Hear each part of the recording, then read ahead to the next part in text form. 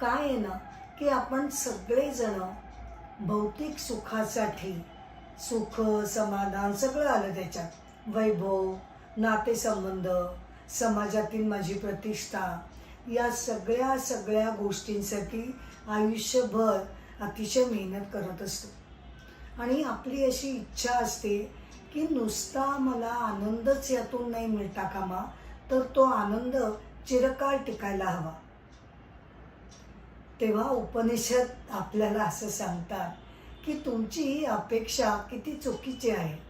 हां, कारण बाह्य जगत हे कसं आहे, ते विनाशी आहे, ते नाशिवंत आहे, क्षणिक आहे आणि सतत बदलणार आहे.